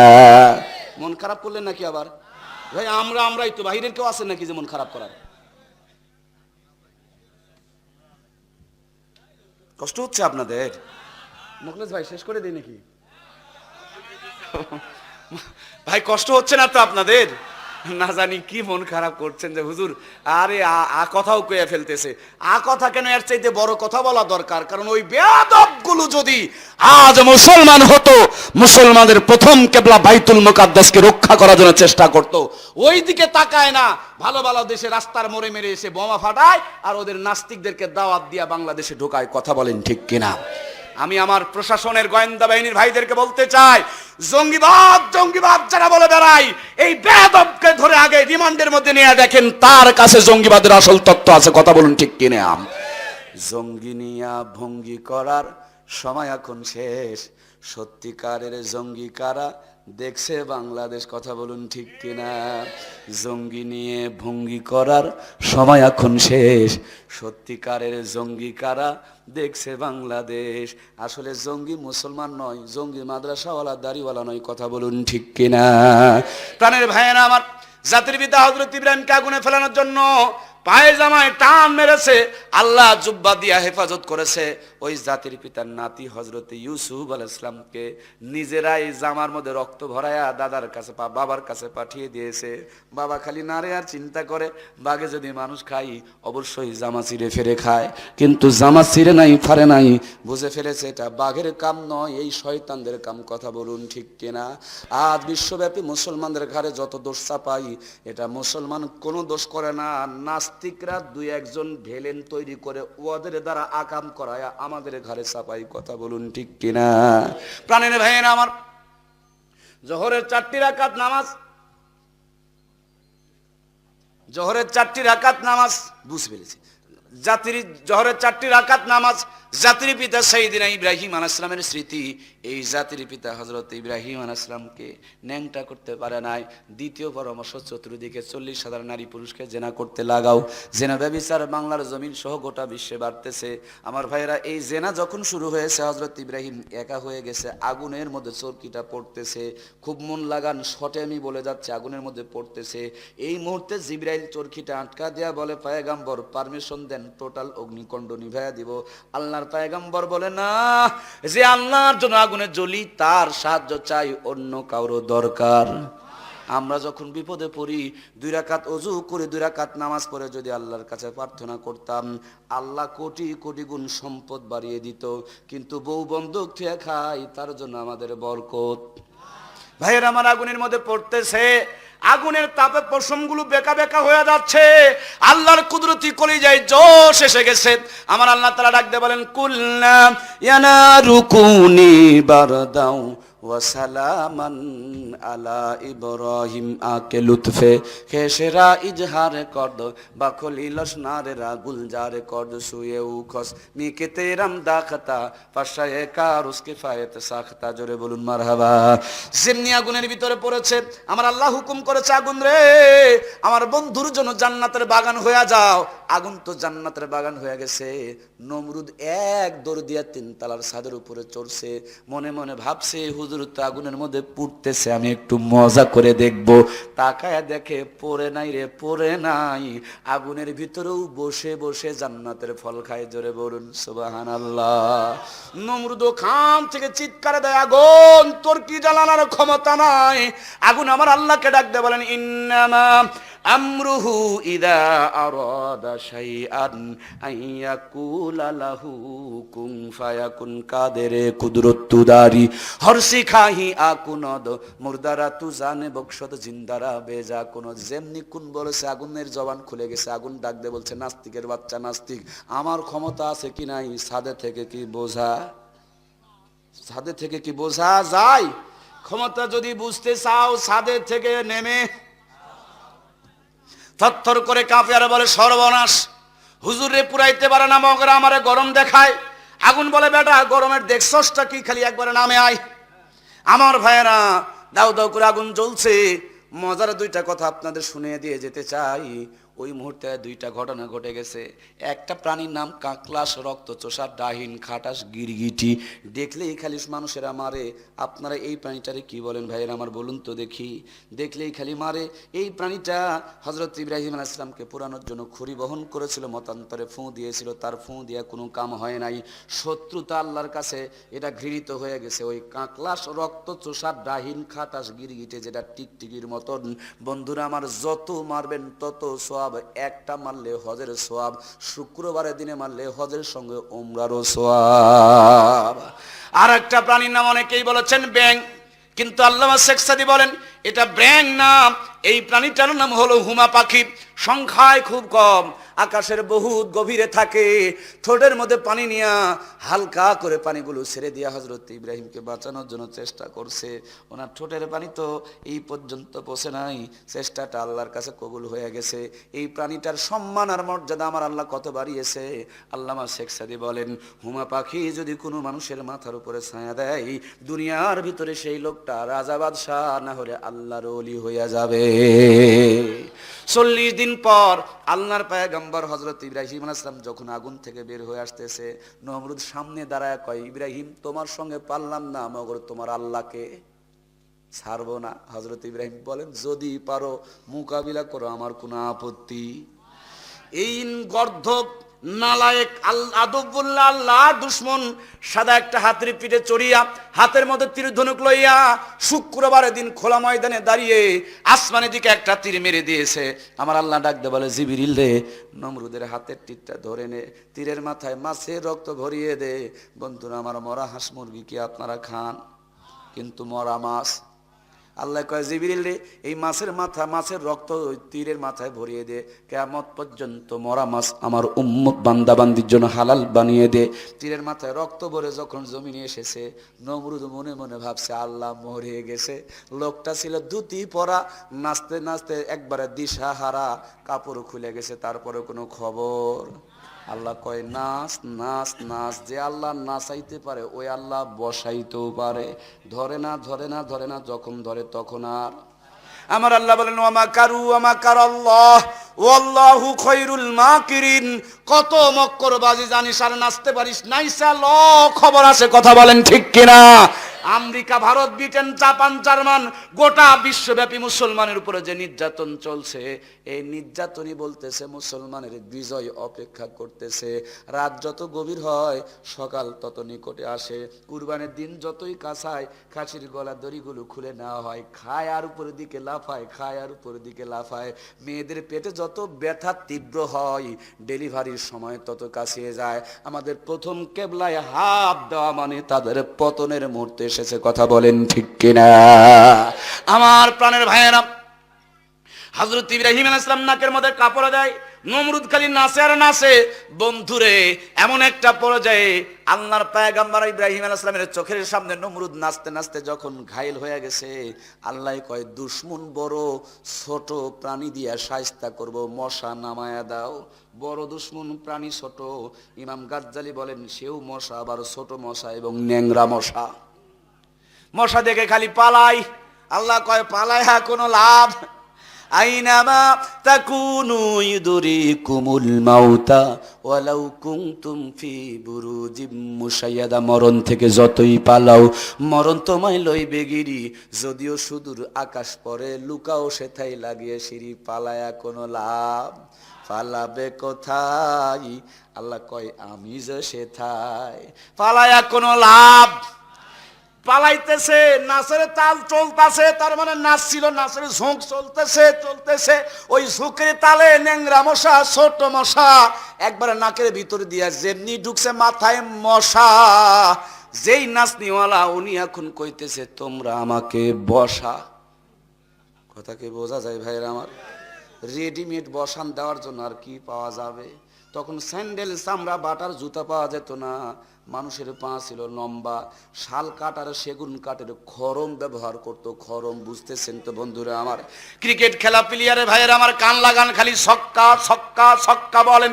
ছক্কা চালু করেছে নমরুদকে দিয়ে। আমার আল্লাহ জোরে বলেন সুবহানাল্লাহ।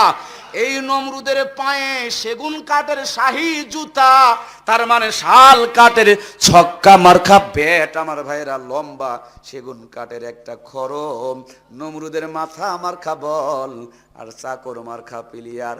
হিসাবটুকু দেখেন, যারি মাথা তারি জুতা তারি চাকর। সুবহানাল্লাহ হয়নি? জোরে বলেন, আরো জোরে। আমাদের এই হাত দামি হাত, আমরা কোনোদিন এই হাত দিয়া নাস্তিককে মেরে হাতের পবিত্রতা রক্ষা করব না। হাতের এই হাত দিয়ে কোনোদিন নাস্তিককে আমরা মারতে যাব। যে বেয়াদবি করবে তার চাকর তার জুতা দিয়ে তাকে বসাবে। এটা আজ থেকে বহুত আগে আল্লাহ বানায়া দিয়া রাখছে। কথা বলেন ঠিক কিনা? আজ যারা কোরআনের বিরুদ্ধে লাফালাফি করো, কান খুলে শুনে রাখো, কোন আলমের হাতে তোমার মরণ হবে না। তোমার কাজের লোক হোক আর বউ হোক আর ছেলে হোক, অথবা তোমার পিস্তলের গুলি দিয়ে তুমি নিজেই মরবা। কথা বলেন ঠিক কিনা? এটা আগেই প্রমাণ করে আল্লাহ রেখে দিয়েছে। উনি কিন্তু ইব্রাহিমকে মারতে চেয়েছেন, কিন্তু ইব্রাহিম আলাইহিস সালাম তিনাকে কখনো মারতে চান। নাচতেছিল, মাসে মাথায় মশা ঢুকেছে, এখন ঠাস ঠাস করে মারে, রক্তগুলো ফিনকি দিয়া ঝরে। যত জোরে তত মজা। এক চাকরে কয় বস মাথা তো আপনার ফেটে যাবে। আমি বুঝতে পেরেছি। চাকরে কয় বস মাথা তো আপনার ফেটে যাবে। জি ভাই বুঝতে পেরেছি, জায়গা মতন ব্রেক দেবো। স্টেশনের আগে তো ট্রেন দাঁড়ালে কষ্ট হবে সবার যাত্রীদের জন্য। আপনাদের কষ্ট হচ্ছে না তো? আমি মোনাজাত পর্যন্ত পাবো তো? কষ্ট হচ্ছে না তো? চলে একবারে কাছাকাছি চলে আসছি। ধৈর্য ধরতে হবে শেষ মুহূর্তে, একটু খালি ধৈর্য ধরুন বন্ধুরা আমার। আমার ভাইরা খুবই কষ্ট হচ্ছে ইনশাল্লাহ? না কষ্ট হয়নি ইনশাল্লাহ। ধৈর্য ধরি একটু, প্লিজ আমাকে একটু হেল্প করেন, আমি তালকানা হয়ে যাব নইলে। এতক্ষণ পর্যন্ত সাজিয়ে গুছিয়ে নিয়ে আসছি। প্রত্যেকটা জিনিসের পরিপূর্ণ একটা খোরাক আছে। আমি পরে আলোচনা করছি, যা যা দরকার সবই বলবো ইনশাল্লাহ। আমার ভাইরা একটুখানি কান লাগান। যারি মাথা তারি জুতা তারি চাকর, ঠাস ঠাস করে মারে, রক্তগুলো ফিনকি দিয়া ঝরে। এক চাকরে কয় বস মাথা তো আপনার ফেটে যাবে। হুঙ্কার দিয়ে বলে বেটা ফাটবে আমার, ফাটবে তোর বাপের কি। ভাইরা আমার, ক্রিকেট যারা খেলেন, ছক্কাটা জোরে না ধীরে রে ভাই? ছক্কা না মারলে কি খেলা জমে নাকি? প্লেয়ার তো মন শান্তি নয়, দর্শক পর্যন্ত উঠে যায়। আমার ভাইয়েরা, এই চাকর মার্কা প্লেয়ার চিন্তা করে, জোরে মারলেই যদি তোরে মজা লাগে, জন্মের মজা দেখা দিতেছি, এই বলে মাজার গামছাটা টাইট করে শক্ত করে মাজায় বেঁধে চাকর মার্খা আমার ভাইরা ব্যাটটা নিয়েছে, জুতা মার্খা ব্যাট, চাকর মার্খা প্লেয়ার, নমরুদের মাথা মার্খা বরে এমন ছক্কাটা বসাইছে, এক ছক্কা একবারে মাথার ঠুলি আউট হয়ে গেছে। আউট, বোল্ড আউট, ছক্কা, ধীরে না বাইরে, জোরে, একবার সীমানার বাহিরে। আমার ভাইরা আছে না মইছে? মরছে তো আপনাদের ভাষা, নওগাঁর ভাষা একটা বলেন, আছে না মইছে? মইছে, মইছে আমাদের নওগাঁর আঞ্চলিক ভাষা, আছে না মইছে? আমরা যদি কোরআনের বিরুদ্ধে বাড়াবাড়ি করি আমাদের ছক্কা পিটা আছে না নাই? এই জন্য বাড়াবাড়ি করা যাবে। জোহরের 4 রাকাত নামাজ, জাতির পিতা হযরত ইব্রাহিমের স্মৃতি, আগুনে যখন পড়েন দড়ি রশি বাঁধনগুলো পুড়ে গেছে, পয়গম্বরে একটা পশম পড়ে নাই, আগুনে দাঁড়ায়া দাঁড়ায়া 4 রাকাত আমাদের জাতির পিতা নামাজ পড়েছে। ও বন্ধু, জাতির পিতার জিন্দেগি বরাবর হায়াত না দিয়া বিশ্ব নবীকে মেরাজের রজনীতে জাতির পিতার স্মৃতি জোহরের 4 রাকাত নামাজ আমার আল্লাহ তাআলা দান করে দিয়েছেন। আল্লাহ বলেন, বন্ধু গো, তোমার উম্মতকে ইব্রাহিম আলাইহিস সালামের সমপরিমাণ হায়াত দেই নাই, মগর ইব্রাহিম আলাইহিস সালামের স্মৃতি জোহরের 4 রাকাত নামাজ তোমার উম্মতকে উপহার দিলাম। উম্মতকে বলে দিও, কষ্ট করে জোহরের 4 রাকাত নামাজ যদি পড়ে জাতির পিতা সাইয়েদিনা হযরত ইব্রাহিম আলাইহিস সালামের জিন্দেগি বরাবর সওয়াব দান করে দেওয়া হবে।